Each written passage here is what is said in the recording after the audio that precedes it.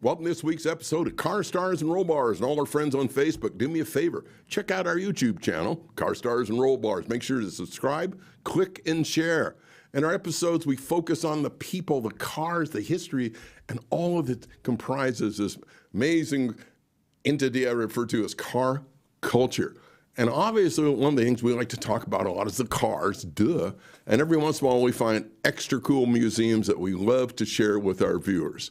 Today, we found an amazing property outside Houston, Texas, referred to as the Hemi Hideout. It's owned by John Hovas, and he said, you know, I want to go ahead and start up my own museum, if you will, any place to put all his Mopars.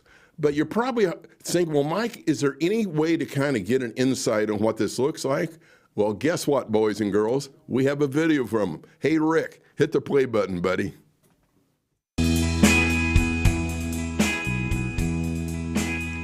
Hello and welcome to the Hemi Hideout. My name is John Hovas, and I'd like to welcome and thank each and every one of you for coming out today. Unfortunately, I could not be here, and many times people want to put a face on the name or just wonder what kind of a nut would put a project like this together. Now, a commonly asked question is what inspired me to build this? If you ask me, I'll tell you I had vision. If you ask my wife, she'll tell you I'm crazy. But in any event, I was inspired to build this. I wanted to build a man cave slash kind of a museum thing and focus on Dodge and Plymouth cars and oil and gas signs from days gone by, my days. The Dodge and Plymouth cars that are in the building are all Hemi or 446 pack powered, and these are the cars of my day. I tell everybody that everyone hangs on to the cars and music of their day, and this is certainly the case here in the Hemi Hideout. Yeah, boys and girl Mikeys, I've got my drool cup kind of off camera for the moment. Yeah, anything that's got Hemis or 446 packs, that's my kind of museum. Mr. Hovas, you are my kind of guy. Welcome to the show, sir. How you doing today? Glad to have you today. And every time I look at your videos and all the pictures you all sent me, did a great job. That facility is just nothing short of fantastic. Before we jump deep into the pool and all the process, what you woke up one morning and said you need a bigger barn? Well, no, actually, you know, all my life, I'm like everybody else. I spent most of my life trying to raise kids and keep my nose above the water line. And I decided I want to do something fun and a little bit ridiculous before I got too old. And this is what I did. I want to build a timber frame with a bunch of signs and Mopar cars.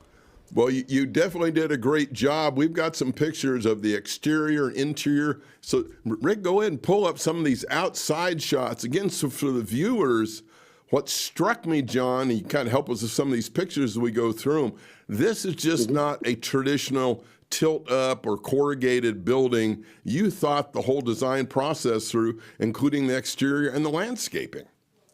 That's correct. We wanted to build something that was unique, standing by itself with no signs or cars in there. This is a 5.5-story tall timber frame, all made out of Douglas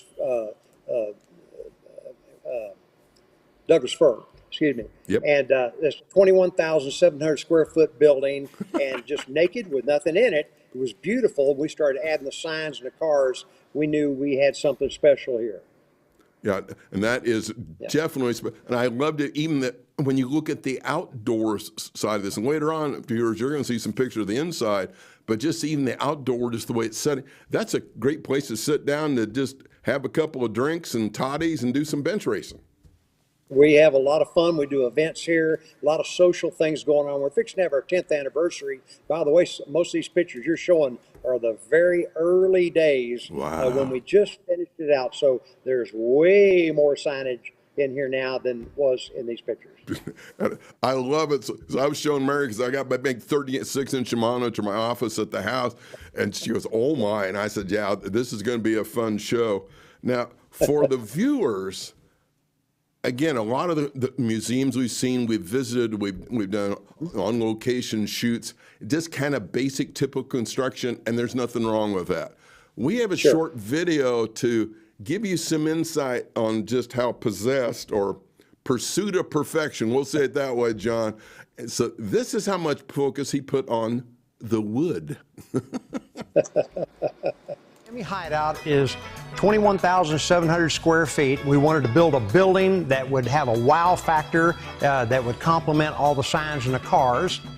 It's called a scissor arch, the way it goes up and crosses in the center. All the arches were hand planed. It's 41 feet tall in the clear story and 53 feet tall on top of the cupola. All right, let's talk about construction. The Hemi Hideout is put together with Douglas fir. It's the only species in the United States that will span these distances. They don't use the center of the tree because it splits. So all four center pieces in the middle of the building all came from one tree. It's mortise and tenon construction, all to put together with oak dowels. This is the way that the Amish typically build their barns that you see up in the Midwest. And while we're on the subject of wood, I'd like to point out something that's close to my heart.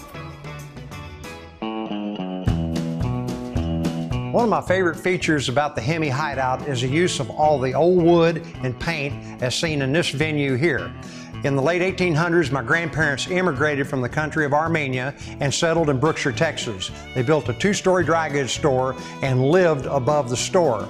About 35 years ago, my dad and I tore this building down and saved all the wood and paint that's representative of our family coming to America 130 some odd years ago. Now that is exceptionally cool. You were able to have some of the old with the new and kind of keep the family tradition flowing, right? Very important to me to have the family tradition here. I'm a lucky guy, adopted, and so my dad has passed away, but if he knew I built a building like this, he'd have me committed. But he would have been awfully proud to know that this building was here on this property, and we used some of the old with the new. Oh, Very special to my heart. Yeah. That is, just God bless you what you're doing, because I saw that clip and I thought we got to get that in there because some people, they just, for some reason, they don't think about that. And I guarantee when you walk through there and you see that, it just kind of helps you reminisce a little bit too, I bet. It does for a fact, Mike. You know, if something happens around the age 55, all of a sudden saving and doing the old stuff becomes very important. And before that, it's kind of like, who cares? That's but right. it's important to me at this point in the game. Well, that is just, so. How were you able to keep all that wood? Wow, when you took down the building. We took down the building. We moved that wood up. It seemed to me like 1,000 times, probably 5 or 6 times. And then finally, when we started building this building, I went, wow, okay, I finally have a use for this wood. And even the paint is 1880s. You know, really? It's old. Wow. And it's all cypress wood, really dense and hard as it's dried over the years. You got to drill it before you can drive a screw in it. You drive a screw in it, break it right off. Sure. So you got to get a little hole, kind of a pilot hole to get it to where it would accept the screw going through. Right. I think we got some shots of the interior. So John, kind of walk us through this. So I believe this is the entrance, if you will. No, actually, we're inside the building here, and that's looking into my office. Your office. Oh my! Dude, are you interested in adopting an old beat up, white haired kind of YouTube guy that's looking for a home? That's amazing. We got a place set up for you, Mike. Anytime you want to come down, your doors are wide open, brother.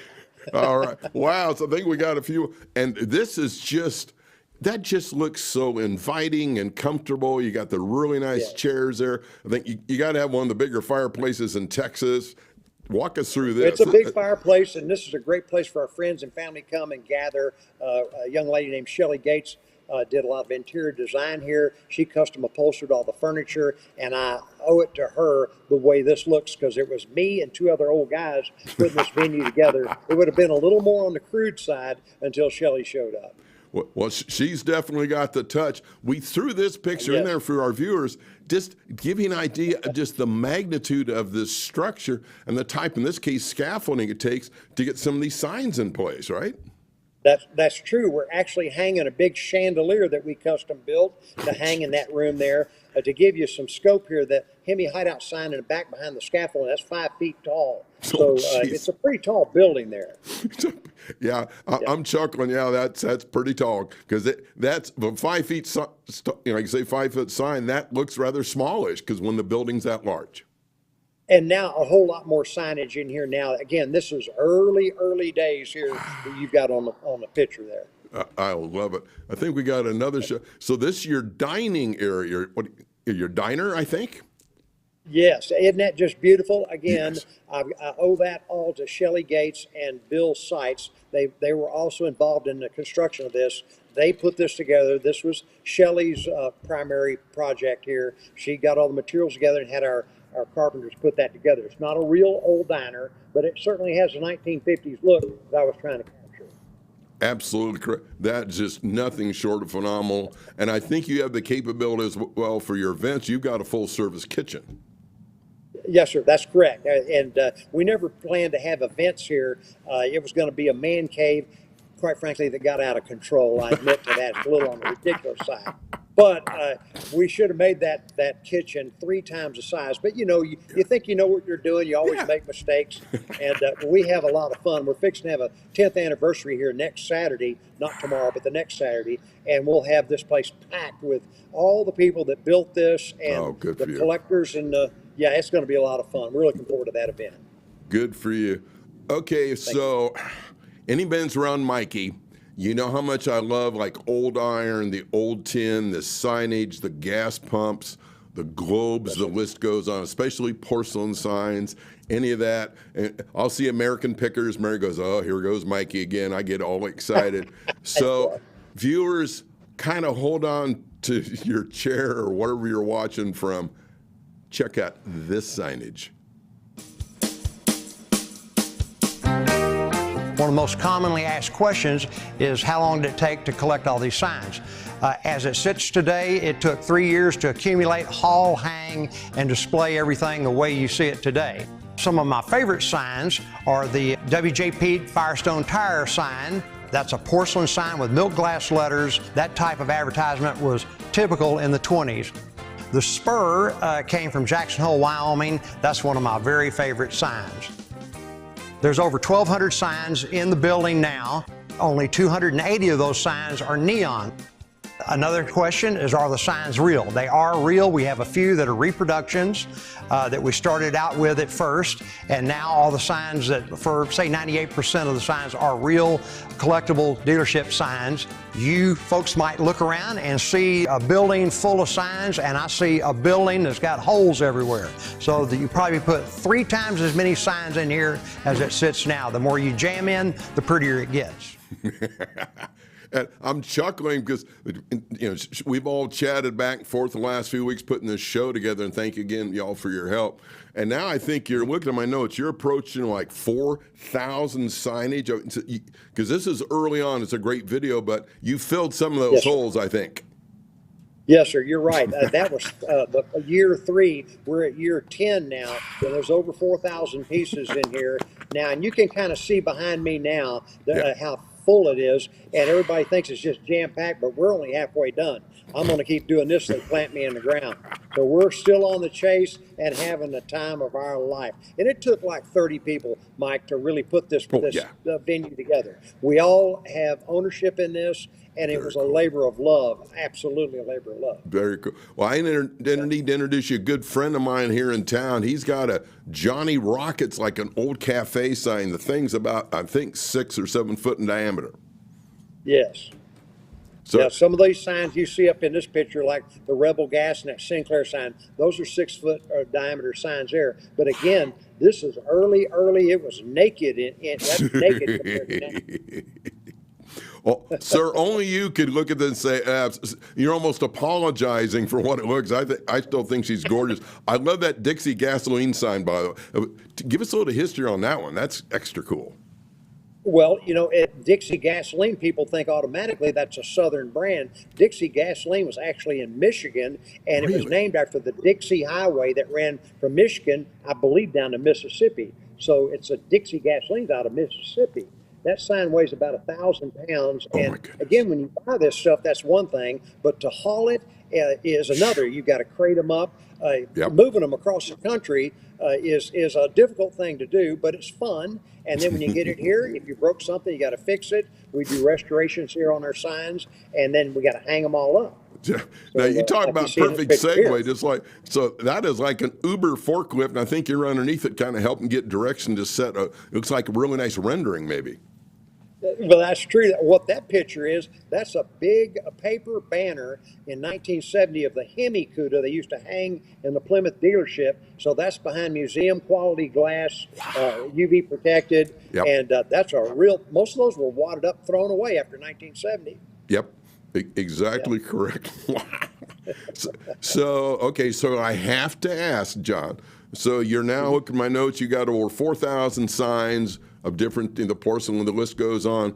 Do we have a goal, or do you think you'll ever be done with the signage? Are we talking 6,000, 8,000, or you're just going to keep stuffing until you can't stuff anymore? Well, the goal is to keep going till they plant me in the ground, and it's such a fun journey that I've been on, Mike. An absolute fun journey, and I think the main thing I'm trying to create is sensory overload. So when guests Perfect. come in here, they walk in and they're like, "What in the world is this?" Most people don't know what they're looking at. They know it's beautiful, and it's a lot of stuff all over the place, and it's Oh, yeah. sensory overload. Excellent. Well, and I can relate a little bit.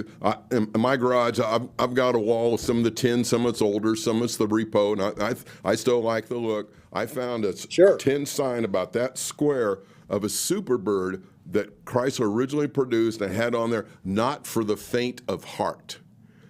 Isn't that the truth?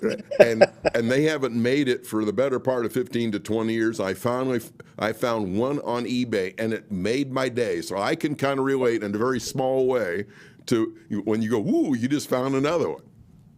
You know, it seemed like there's about 600 of these venues across the United States. Yeah. Everyone has the owner's signature on it. There's something special about each one, Absolutely. and it doesn't matter if it's a one-car garage or two-car garage There or you a go. big, huge place. They're all cool and speak something about the owner.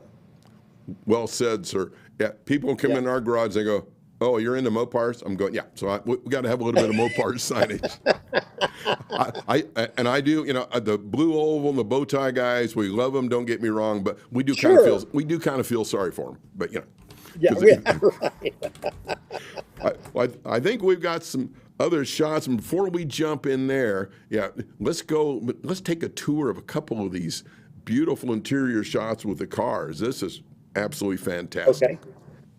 Well, actually, half of my cars are numbers matching original drivetrains. The other half are resto mods. Yep. So I like them both. You know, some people want they got to have the numbers match. To me, it doesn't really matter. They're all cool, and I like playing with the cars. We buy them already restored, and then we might modify them as we go. A lot of these we have modified, but so much fun. I like all the colors, the high impact colors of 1969 and 1971. And that was I was 18 years old in 1970, foaming at the mouth, and had a yellow Dodge Super Bee. That's what started it for me. But I love all the models; they're fantastic.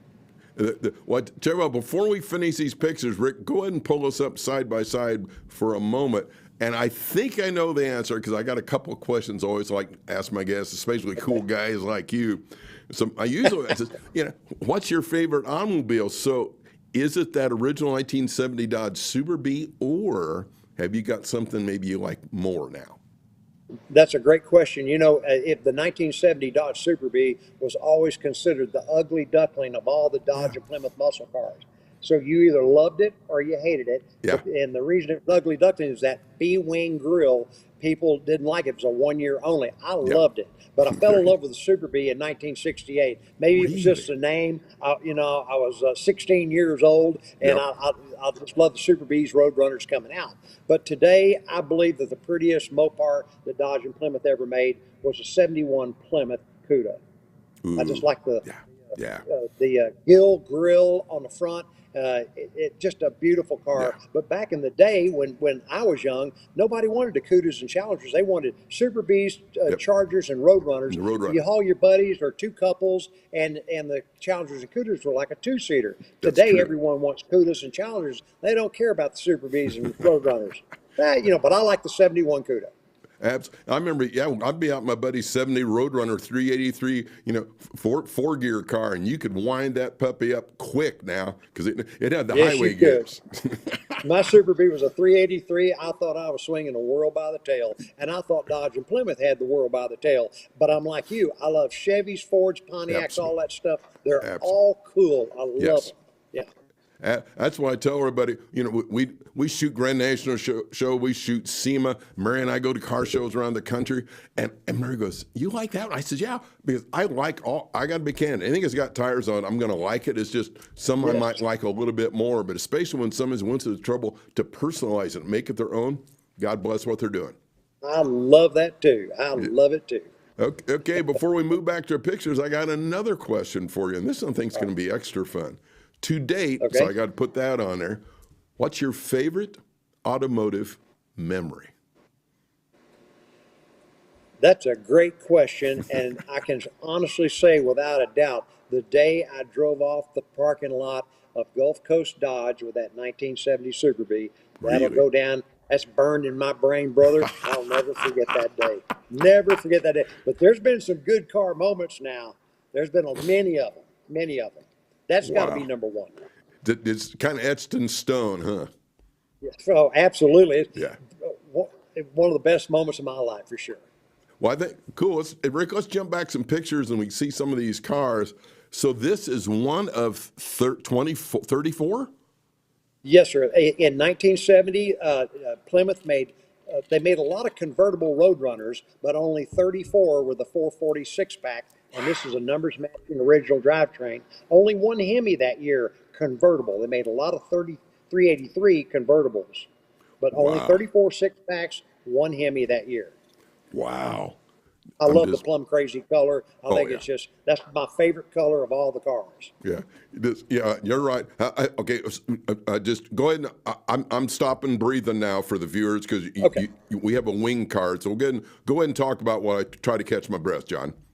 Okay, no problem. This is a 1970 Superbird, and again, I believe they made 1,840, one for each dealership in the United States, each Plymouth dealership, and all of them were 444 barrels, except 277 were six-packs. That's what this is. This is a numbers matching. I'm the second owner, and it's got like 56,000 miles total on it. I believe that year they made 77 Hemis, really rare. Yep. But really, the Superbirds are not as rare. Everybody thinks they're rare. They're not as rare as only 34 Roadrunner convertibles. So, that is true. And as I am a diehard Superbird guy, we got one sitting in our garage, and we call her a tribute. 426 Hemi. The list goes on, and I absolutely love them. Some people think they're ugly as a mud fence. They want to know if I can hang clothes off the wing. The list goes on. Yeah, but they'd love to have it in their garage, I guarantee you. They'd love to have that in your garage. I think we got a couple more things coming. Now, that's one car I guarantee you turns heads. Yes, it does. Now, in this picture, you look like one happy camper. I'm just saying, I don't blame you a bit, buddy. I'm still a happy camper, and just out in front of Hemi Hideout, that's back when I had a little color to my hair, but that was about 8 or 9 years ago, but we got that 446-pack Roadrunner convertible, and then on my left, right in the picture, 69 lift-off hood 446-pack Super Bee. Back in the day, in '69, when they came out with that lift-off 446-pack, I'd have done anything to have one of those. But that wasn't in the cards for me. But at that time, things kind of balanced out. Yeah, you're right. Yeah. They did, and anyway, like I said, I got a 1970 Super Bee with a 383. I was a very happy young man back in the day. Wow, very cool. Now, this is I looked at this, and is that a painting?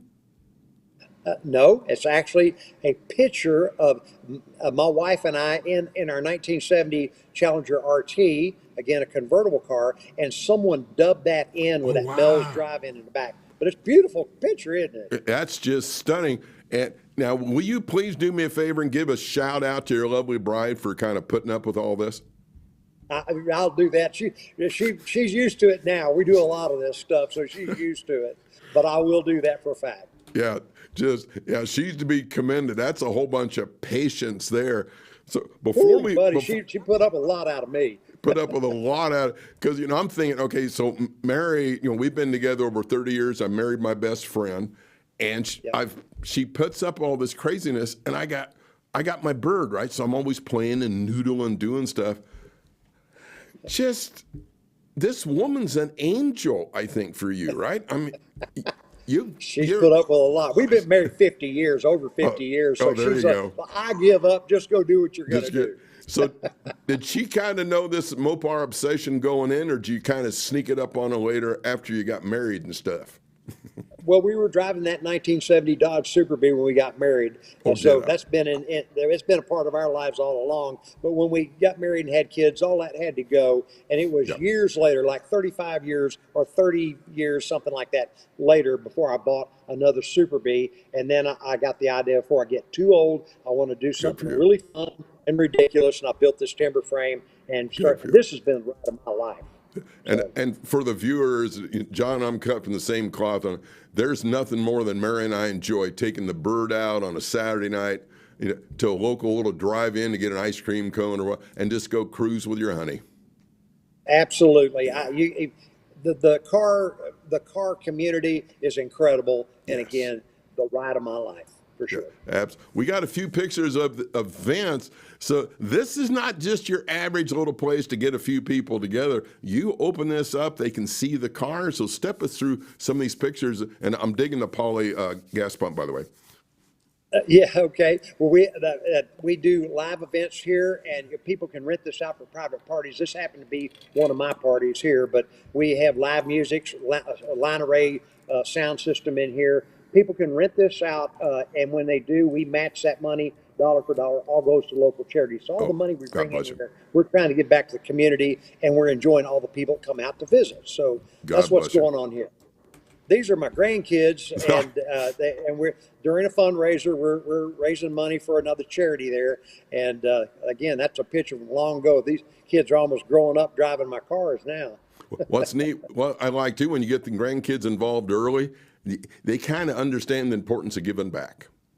It's important to teach that lesson, and most people can't do it until they get later on down the years, like me. But now I'm trying to make up for some lost time.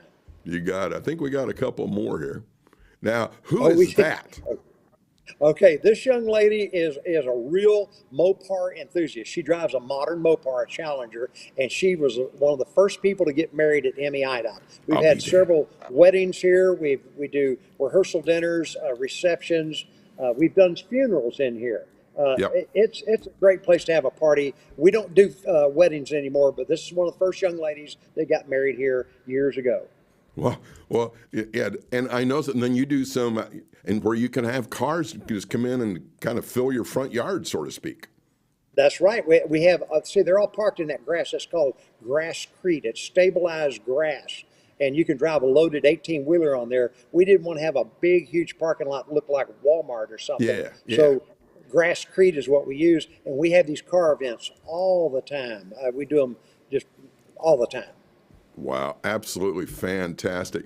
So I gotta ask, what's some of your favorite comments you've had from visitors, especially those that really had no idea what was going on until they walked in your front door? When they walk in and they just stop and their jaw drops. Those are priceless, Mike.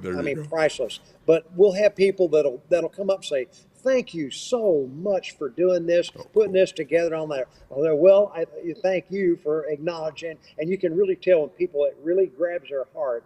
This is becoming a real iconic place in Texas now to stop or to put on your bucket list. We get lots of visitors that come and go through the year, and we do tours Monday through Friday at 9:30 and 1 o'clock, and we'll have in just a few minutes, we've got a big group.